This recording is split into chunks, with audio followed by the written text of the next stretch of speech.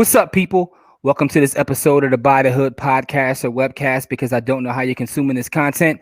I'm your host as always. My name is Jimmy. And as we start off every show, that's with gratitude. Just want to say thank you to all of our supporters because everything's growing. Our merch is flying off the shelves, our courses. So we just want to say thank you because we appreciate all the support. And anytime you guys support us, it helps us do the work that we do in the community. Because we definitely are still doing a lot of free work, even though now it's kind of weird because it's via Zoom, because of situations. Also, this episode is brought to you by our newest course, which is the Intro to Precious Metals, which just dropped Friday. We actually had pre-sale, so that's amazing. I want to say thank you for all the support. That's about getting our community involved and investing in precious metals, because we talk a lot about a lot of asset classes, stocks, real estate, cryptocurrency. We want to make sure that we're involved in every space. Like every other episode, I'm joined by my partner in crime, Core. Core, what's up, good brother? Hey man, every day above ground is a good day, man. I don't complain about too much. As long as I'm breathing, I got a chance. This is absolutely true. And if you're listening for the first time, our platform is designed to highlight brothers and sisters who are doing amazing work in the community, building businesses. And we have a legend with us, right? We have a legend in the real estate game here, specifically in our city. She's a legend. And this is our sister. She's also a partner with us on the Black Wealth Project, which airs every Sunday at 7 p.m. But we had to bring her on. We finally got her on. We got the legend, Traci. Traci, what's going on? Hi guys, how are you? Oh Hey, man, we're glad we finally as busy as you are, it's hard for anybody to track you down for a minute. So we finally got you. So thank you. You're welcome, and you're right. It's been crazy. All this stuff happening in the market, everything going on. Like my I life is know. nuts. I know. The new office looks amazing, by the way. That exposed brick is so fire. Thank Like, you, thank you. I wanted to make congratulations. sure I, we you crossed ain't even do paths nothing, from. and I feel stunted on. I feel stunted on without you even doing anything. You just sat down. Yeah, that new office, and we're going to talk about all the new stuff you got going on because you got a lot of amazing things. But let's start your journey from the beginning. So, just tell our audience where are you from, what was your upbringing like, what schools you go to, and you have to mention that amazing middle school you went to because that's legendary. So I'm just going to put that out there. But yeah, so tell the folks about your upbringing. Okay, so yes, I am a Philly born and bred girl. Lived here all my life. Done all my schooling here. I was lived in what would be considered the Pembroke section of Philadelphia, then moved to Mount Airy section. And during the initial starting of my schooling, probably starting in second grade, I went to the legendary Ivy League Middle School. And, I'm sure you probably have heard definitely. I know Jimmy's a product of Ivy League, so you guys, as his followers, probably know exactly what that means. But just to reiterate, Absolutely. it was the legendary Ivy League because it was the first African American private school that was founded in the United States on the East Coast. So it was legendary from just teaching us about us in a village minded community type of setting, and we learned with real life uh, information that was pivoted around Black history. So Hmm. that was my initial upbringing and my start from like probably daycare into second grade, and then we finished it out going into eighth grade, and then after that I went to George Washington Carver High School of Engineering and Science, ENS for Nice. my Philly people. Um, my background with that in the conversation was to pivot into engineering, which I actually went to Drexel University after that for engineering, and went there for a degree in chemical engineering, which is completely different than what I'm actually doing right now, which is a whole lifetime of conversations of different things that happen. But at the end of the day, what I learned at Drexel helped me to position how to think. Okay. Um, that is really, really the background in my mind of what engineering is at a minimum the baseline for. Is teaching you how to think and understand pieces of a linear project and breaking them out to make them work or shape better so that way they function. And that can be applied to a lot of different parts of life. And clearly, I've taken it to real estate.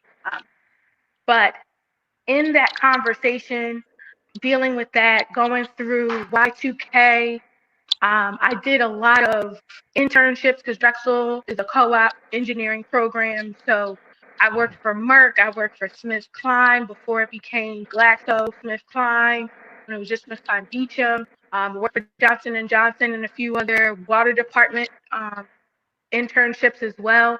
And as I kind of pivoted out of that, the conversation with real estate started to become more prevalent, mostly because my father was in it. Mm-hmm. Now, my father was blue collar. He started out, his family's from Baltimore, lived in Baltimore all his life, large family. We probably own 10 to 15 blocks worth of Powell's in North Baltimore. I'm gonna be real with you. Every time we go out there, it's just like, oh, that's your cousin. I'm like, oh, okay, that's your cousin too. Oh, okay. But it's a large family, and it's a pretty well known family in North Baltimore as well. Yeah, your father's a real estate legend, man. I'm gonna tell you, the story you told us a couple weeks ago that I still hold on to is your father waking up Work in the saying it's rain. raining, so I'm just gonna stay home today. Like that, your father's a I'm legend. good. So, talk about his influence on you with real estate. So my dad is exactly that. Like he's always kind of been in the background, always kind of said things, and like we've talked about that conversation about him not working when it rains. That was literally something that he just did, and it didn't kind of resonate until I got an adult and I had to actually schedule my own time. And I was like, wait a minute, he said no, I'll take off with it. But at the end of the day, he started out doing steam fitter work and then came to Philadelphia and then got into steam fitter and then started working with some of his Jewish counterparts and started getting into real estate from an investment standpoint and him helping them with some of their projects to the point where they taught him how to buy properties and stuff.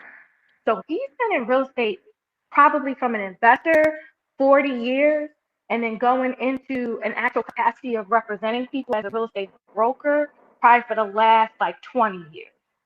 Okay. So it was a heavy influence. And when I tell you, like, it was almost passive. Like I'm telling you, like through my engineering career and all the co-ops, you'd be like, you know you're not do that, right? You know that doesn't make sense that you actually have to go in and tell people when you want to take off work, like we're doing something for the family. Why can't you just tell them I'm not coming to work? And I'm like, Dad, that's not how it works. It's for America.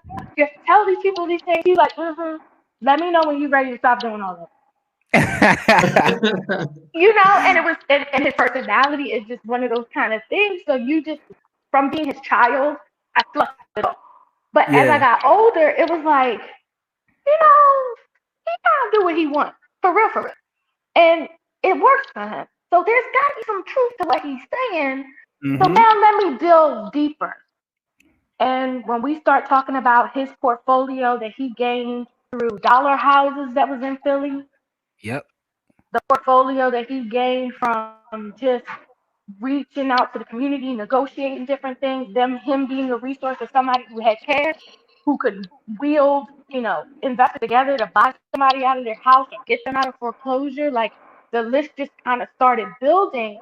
And when I looked at our portfolio, we were probably at that time, before I stopped doing engineering and pursuing it full time, he was probably at like 50 doors Okay. at that time. And in college, after like my I'm gonna say my junior year, he moved me into a duplex that he owned. And he was just like, you're not gonna pay rent, you're just gonna manage the property. And I'm like, okay. So I'm taking the calls from the tenant, I'm making sure that I know what's going on, I'm learning about tenants and understanding leases and different He things was like he that. was teaching you. He was teaching you. And in that conversation, when I start looking up and I'm like, wait a minute, this unit probably rents for $1,100 a month. I know what you're getting from the tenant downstairs, and I'm here for free, and I'm working for you. And we have 50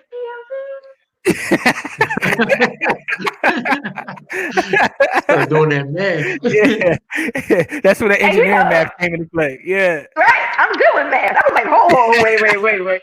math. No, I think it's a lot of gems Like, there, what? right? For one, he was schooling you even when you didn't know he was schooling you, which is Did not, amazing, right? did not. And I just want to first off I want to send a shout out to Drexel because I have a degree from Drexel too. My master's is from Drexel, so shout out to Drexel. Shout out to Um, Drake. and I want to take a step back further, right? Not just because it's not just because I went there too, but I know as someone who went there, a lot of things that we were taught, it didn't really even to this day, some days I realize how important that was, right? You don't know all along because that's your norm. But when you get to be older and as you start to meet other folks who didn't have that experience, that was so centered around our people, um, and you realize that that's not everybody's normal, you start to appreciate it more. Do you find yourself with that as well? I'm telling you, it was a wake up call in college and going through stuff because it was just like one of the things I don't talk about a lot that is like super impactful right now is I don't have any student loans. Ooh, Mm-hmm, mm-hmm. ooh, ooh. I'm gonna Yeah, be you when I grow up. But that was due to all of the foundation that was set, the income that was coming in. It was literally like, and you know how Drexel is. That bill came, it was maybe 10, 16, $6,000 to $10,000 a pop for trimester. And it yeah, was like, here you go, Dad. And it was like, all right, now I'm moving to the next, and I'm not paying attention to that. And then as I'm looking through all the things, I'm like, you spent, and this was cash. And I remember the house you sold, and you wrote the check. And mm-hmm, as I'm moving, and there's different conversations too, even in my real estate sector of what I'm doing. Some of the issues that I see with people not being able to make certain moves on buying homes or buying investment properties, got to do with student loans. and yeah, it, and, it, and it's deferment and it's all kinds of issues and non-payments and different stuff that could have been that I know I never had to deal with. yeah, So yeah. it's a different mindset when I watch people moving around with debt and different things. And I'm like, wow, like you can't make certain decisions or can't even take certain risks because of what you're carrying. And you don't even know what that's like to be free, like mentally, to just make the decisions to, you know, do things that are in your best interest. You're doing it in the interest of your bill. Yeah, that's crazy. I actually read that if you have no debt, even if you don't have any assets, if you You're in have the like top ten no debt, percent. yeah, you're in the top 10% just having no debt. Even if you don't even have any portfolio Penniless. of real estate stocks or anything, Penniless. just not having debt puts you ahead of most people. That's crazy. Super That's crazy, crazy. right? And a Yeah. lot of it, when you think about student loans, when you go to a state school, when you get Pell Grants and all these other things, for an average American to go to school for an average income, for an average uh, college program, you literally could sell one house and pay off your debt zero. That's facts. That's facts. Literally, And that's one of the reasons that real estate is so powerful. Real estate is like the foundation, right? super, That's super facts. So crazy let me ask. foundation. So you left engineering. You got into the family business. And let me ask you this: how long before you went and got licensed to actually represent folks? So I got my license at 18. So my Okay, dad was like, he was like, at the end of the day, you can go do the engineering stuff you want to do, but you want to get this license at 18. And I was working in the office with him probably when I was 16, just to have summer money and different things. And then by the time I was 18, I got my license. And he was like, okay, well, you can go off and do what you want to do, but you're going to keep it active. You're going to take your CEs and all that stuff. But when you're actually ready to do this full time, Let me nice, know. nice. Listen, man, he said you. Listen, man, I keep Yeah. telling you, your dad's a legend. Your dad's a legend. He made because you, this is kind of what we I was talk going to about, say, and a you lot. got to meet him. Like, when Because Yeah, like he's similar to Corey in a background kind of way. I already know what you mean by that.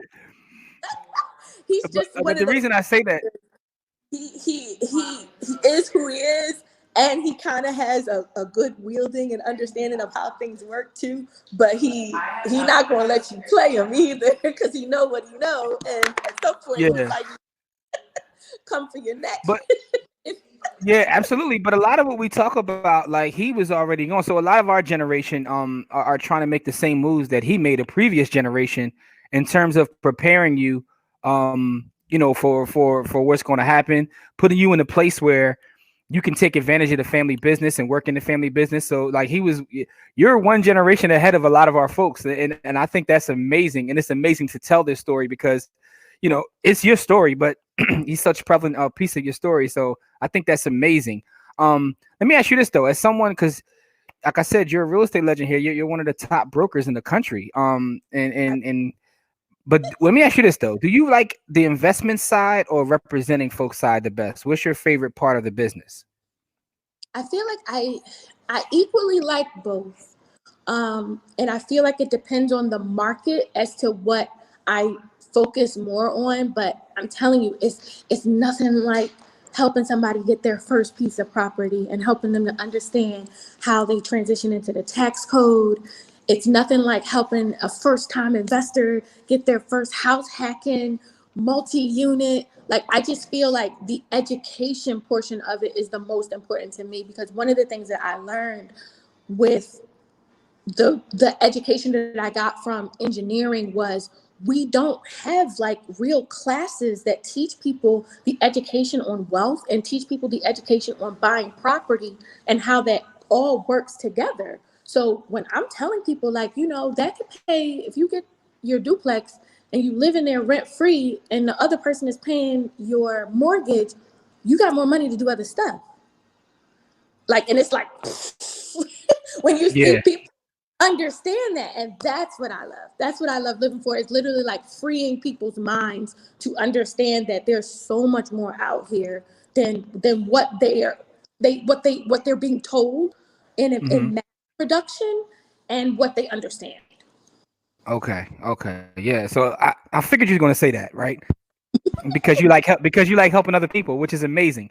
Which is Mhm. amazing. Let me ask you this: along your journey from going to where you started, and then going through engineering and then transitioning into real estate full time, what has been the biggest hurdle for you? So probably in the very beginning, it was literally the mindset shift. Because even though my dad had always kind of been plugging these different things about, there's other things out here, you can unplug yourself from the matrix, like you don't actually have to do what everybody else does.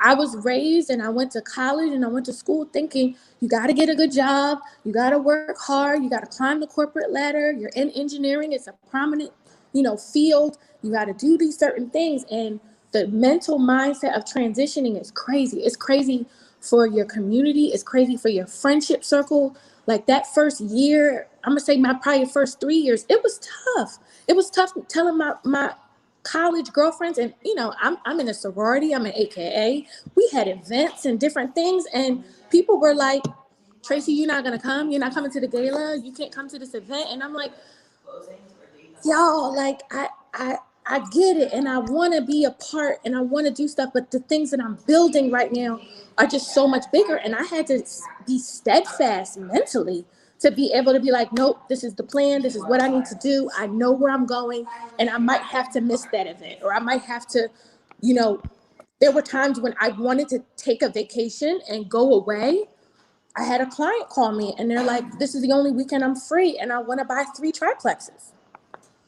Mm-hmm. That's Three triplexes it is. yeah. That's an interesting point. I want to talk more about that because that's something that we don't talk about. When you decide that this is something you want to do, like going into business and investing, how that can like actually, I don't want to say ruin, but it can affect some friendships. Because if everybody else is on the wave, like I just want to get a job, I don't care about investing. When you make that decision and you stick to it, and Corey, I'd like to hear your point of view on this as well. You'll sometimes lose friends, right? uh, Me losing friends, I'm more transitioning into a different circle of friends, right? So I always get it. Even as a kid, I used to always get accused of having different sections and sectors of friends. And my thing is, is everybody's part of a network, right? And so every person that you bring into your circle or you let go from your circle is you're letting go of that person and their network, or you're bringing in that person in their network. And so I Mm-hmm. always looked at it as a tool, right? Each person is a tool in your toolbox, right? So if somebody needs something and that person is an expert at that thing, you can point them. It's like going in your toolbox and being able to hand that person a tool to help them in their life.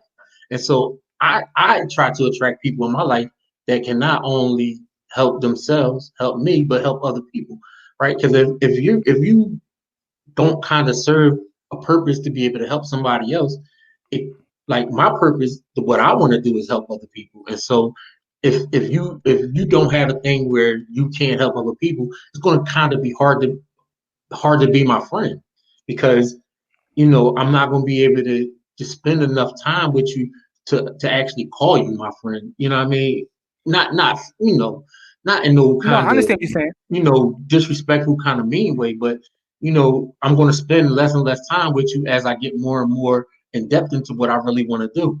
And so No, I there's not an wouldn't I evil wouldn't thing. call I'm it. saying Yeah, so it's not. it's I just wouldn't say necessarily losing people, but you disconnect from them because y'all don't have the same things in common that you once did. yeah. So Tracy, was that your experience when you had that mindset shift and you said I'm going this way? That I mean, it might be friends you just might not be as close with. It doesn't mean you don't love them nonetheless, but it's just that you made that decision, right? Absolutely. Made that decision. And it was very easy to understand because I also had the support system that was like, Tracy, everybody can't go. They can't go. Mm. You gotta be okay with that. And it's like, but we got you. You're good. We know the plan. We have it laid out for you. All you got to do is just follow it. And I think as I trusted that more and that support system more, it really, really started to, become very, very clear. And again, like some of the friendships I still have. I still got friendships from 20, Hmm. 25 years ago from people who are like, yep, she been doing this whole time. Yep, yep, that's who she is. Listen, Tracy, you be speaking in quotables. That's another one right there. That's another T-shirt. Everybody can't go, right? Yeah, I like that one because that's the truth of the matter. The truth of the matter is everybody can't go, right? I like that. Everybody can't go, and that has to be the approach, right? Because everybody has their journey. That's amazing. So, now you're a success in real estate. You're doing what you love to do. You're continuing your family legacy. Um, could you give us a book or something that has inspired you along the way? Something you could share with our audience? Oh goodness, there were so many different books that I've read and conversations that I've had, even down to like movies I've seen and people that All right, I've give us a been. movie. Give us a movie. That'd be interesting. What movie has inspired you or helped you along the way? So one movie that I love, and it to me speaks directly to the aggressiveness of sales and some of the tenacity is probably Boiler Room. Okay, I love that okay. movie. I love that movie.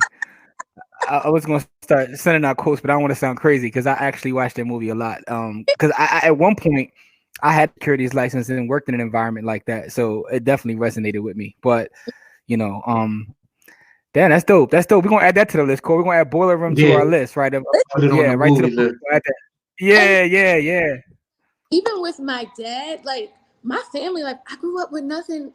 It was more men in my family than women. Like we literally had every third generation, somebody had a girl. So my dad has five brothers.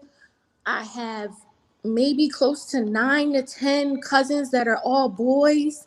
Like when we all got together, it was like I'm the girl and it's cool, but Tracy, we not holding any punches with you. Like you're a grown up and you like a grown up, and I'm sorry that you think you need to cry, but we don't care about your feelings. Like just get it And done. so I'm pretty sure that I'm that helps sorry, you. I shouldn't laugh. No, but in business and sales, that's probably like helps you.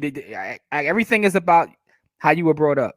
The whole nature versus nurture thing, and the more I read, the more I study, man. It's like nurture, man. I don't know. Maybe it's 50-50. Maybe it's not. Who knows? But Yeah, I go back because and you forth with still have to be empathetic. So nurture has to become part of whatever you do, right? You can't you know you can't you money is emotional, right?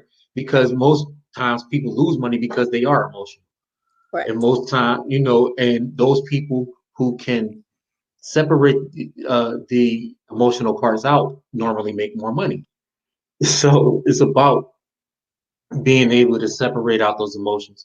So nurture has to play a part in there somewhere, or it'll be way more sociopaths running around. Way more. So But my More. question is, do you think nurture plays a bigger part than nature though? 'Cause that's what I'm saying. I'm thinking some days I say I think nurture might be more nature than nature. I don't I know. think because I feel like even when you think about people who grow up from a nature perspective in a poor space, but if they're given love, if they're given support, if they're given nurturing to their dreams and nurturing to feeling like you can do whatever you want, we can at least put you in front of the people if we can't pay for it to do stuff. They grow up in a completely different mental mindset that has nothing to do with their surroundings. Yep. yeah, Yep. That's, this is all yeah, facts. and that's why I Because say I grew up yeah, in that's one of why I the say that. poorest neighborhoods in the world, and my parents never. I never felt poor for one day until I actually got grown and had to pay for my own stuff. See, that's proof right there. That's proof right there. I That never family felt is poor so until I important. had to pay for something on my own. I was like, I gotta pay That for stuff. Oh my god, listen, what's that? that that family is so important, right? It So, is. Tracy, I know that you just just got an amazing opportunity. You're doing amazing things. Could you tell us about your new position? Your new company. Okay, so being now that I am been in real estate, I'm really licensed about maybe 17, 18, going on 18 years now. I've now transitioned into I am affiliated with and working for Mosaic Brokerage Group, which is the brokerage entity of Mosaic Development Partners. And if anybody's ever Googled them or if you're in Philly and you know anything about them, they're doing a huge redevelopment down at the Navy Yard that has been all over the news, all over everything. And they've also been a part of the Sharswood project with PHA, as well as with Shift Capital. So they're doing heavy, big things, and they opened a brokerage. And I'm currently the vice president of the brokerage and the director of residential sales. So Nice. Nice. it's a big opportunity, lots going on. We have a team total for commercial and residential, about 15, 16 agents. A lot of that was heavily added since COVID. We have been on Zoom calls, we've been meeting with people via Zoom, we've added to our team, we've put trainings in place, and 2021 we're going to hit the ground running with a lot of new stuff, and I'm excited for what Philly is going to see from Mosaic Brokerage come 2021. That's amazing. That's amazing. One more question I do have for you, and it's something that I'm picking up from the different people we're talking to, Mhm. and that is that um this pandemic has been it's been tragic for a lot of folks, but a lot of people have taken something positive out of this. How has this pandemic affected you in either way, like positive or negative? What have you taken from this that you can like learn and grow from? So it's a lot. Like the pandemic has really put a huge powder keg on a lot of different things. Um, Positive things I can say. First of all, the Philadelphia real estate market completely exploded with COVID. It turned into a conversation where interest rates were 2.75. We, at one point during the pandemic, had a $10,000 grant coming from the city for first time home buyers. People were stuck at home. They didn't have space for work from home. They didn't have space for their virtual kids. They didn't have social distancing walk around yard space. And everybody was like, I need to buy a new house. It's time. Hmm. I got to go. And being in the right place at the right time definitely blew my phone completely up. Like, it was a lot.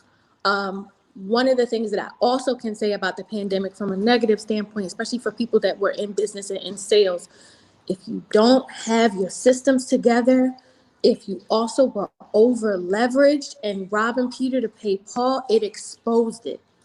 It Hmm. exposed those people who weren't doing great business to begin with, but it also exposed those people who didn't have longevity plans for their business and didn't create the systems to pivot.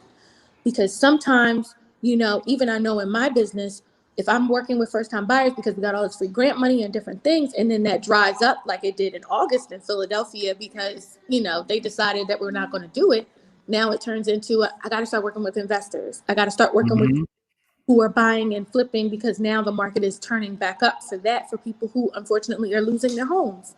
So it's constantly being able to reinvent yourself, constantly being able to pivot, being open-minded enough to know that maybe the plan that you started out with might not be what you end with, and just seeing the forest from the trees to say, this isn't working and I'm drowning fast. Let's make a change. Wow, that's a lot of gems right there.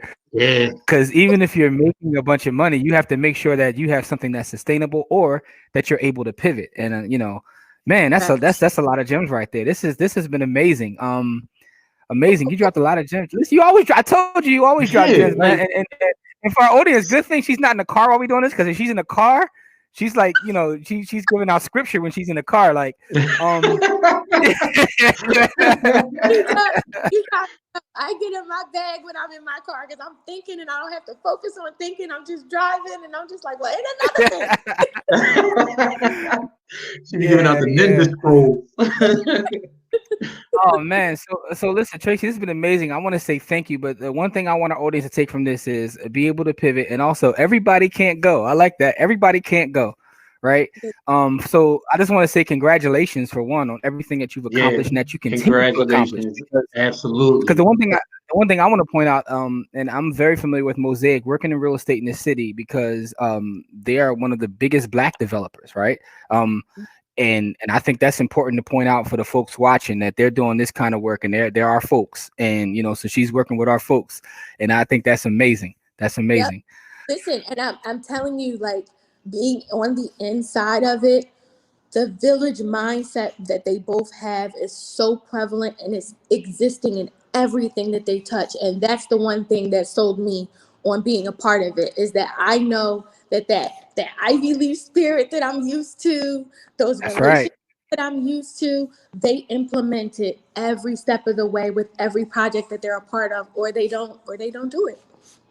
Oh, that's good. And before we get out of here, I want to have you speak on one thing, because every time you talk, the one thing that you always talk about is the power of building a network. So before we get out of here, could you explain to our audience, like, your thoughts on having a network and building a network, and the art of networking?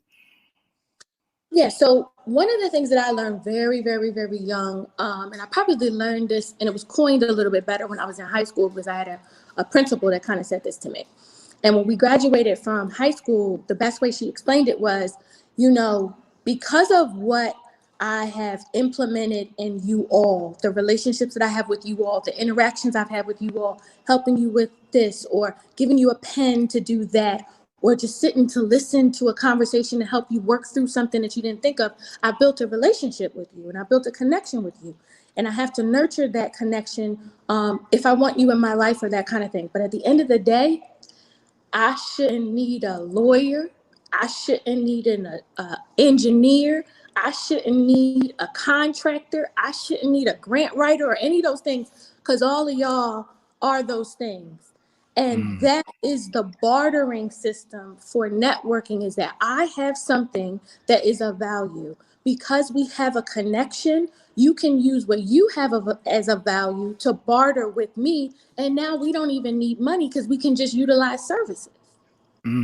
That's powerful. So it's something that you said earlier, Corey, is about those relationships and being able to provide value to people. Yeah, you gotta be able to.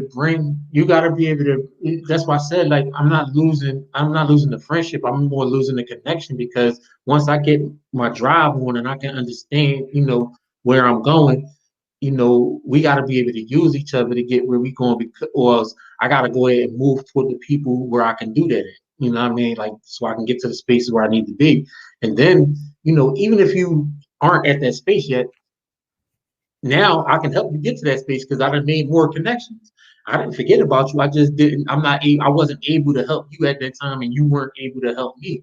And so now, at the point where we can, All right, you need something, I can help you. And now we don't got to barter with money. All right, you can do that. I can show you how to do with this. And Yeah. now you can use your money to make a different move. And so that's where I'm And really it's good. a lot of power in that, right? Because some of the most influential people that I've met in my life don't even have the most money, but that's what they have. They could pick up a phone to get anything done with one phone call. So Yeah, yeah, yeah, When you it's power in that. to like, our history and our background, like money is fairly a new concept. Like we didn't really always barter with money, we bartered with services. Like that's exactly what bartering was. And Hmm. when you think about it from a lifestyle perspective, you're using the money to take care of things or issues that you have. But if I have a person who can handle those things or those issues, I necessarily may not need money. So Hmm. it's the networking and the relationships that I always tell people. And if you always are good to people, you are keep everything above board, people will respect you for it. They will always do business with you, and your name will always be something that comes up because they know that you do good business and honorable business. man. Listen, you just spoke the gospel because I've done a lot of terrible things, but I haven't done a lot of terrible things to people. And so Correct. that's why I still like I've done a lot of terrible things, but to people, I haven't done very many terrible things to people. And so my network is always good, right? So I'm, there's some people who badmouth me because they just don't like me, and that's always, I talk a lot of shit, so people really, I'm not really well liked all the time, but that's okay with me Right. because I have so many other people and so many other systems in place. Like I never feel like my future is them because of the people around me, not even because of anything that I've ever done. It's because the people around me won't let me fail. They Right. just won't Hmm. let me. Right. Right. You That's know, powerful, right? That's more like about having the right people around you. Everybody can't go, but if you have the right folks around you, you'll be good. You'll be You good. it. So That's all listen, you before we get out of here, Corey, you got any more questions for our sister before we get out of here, Corey? um, you know, when you gonna build that by the hood development right next to the no, never mind. I'm just trolling. I'm just messing with you. No, I don't Now have any listen, other questions. the one thing I do want to say is this though, for the folks watching, all three of us are part of a black think tank, which is known as the Black Wealth Project, and we meet every Sunday at 7 p.m. Is us three, it's the Ivy investor Courtney, Coach Carter Malik, as well as the finance rebel Kamari, and we all sit down and talk about issues in our community. So make sure to check that out. But also, I'm going to put Traci's social media contacts within the description as well as the show notes, so you can take a look at everything she's got going on. Maybe you need her help with some real estate services. Like I said, she is a legend in that space, as well as many other spaces because she helps so many folks. And you heard her say her network. Her network is what it's about. So, Traci, I just want to say thank you because I know how valuable your time is, and you took time to spend with us. So I just want to say thank you. You're welcome. I appreciate y'all both. You were on my radar. I wanted to make sure I got it done before 2020, so that we reached the goal. So I'm We appreciate That's it. what's Listen, up. now I feel special because you made sure that you got to us. Like that. That right there is a special feeling. So thank you. Absolutely. You're welcome. Absolutely. And for the folks out there watching, make sure you share this episode. Make sure you subscribe, do all those good things. Give us some feedback and let Traci know that you saw her here on By the Hood. And as we always say, it's not about how much money you make, it's about how much you keep. Game elevates, and we shall see you guys on the next episode. Peace.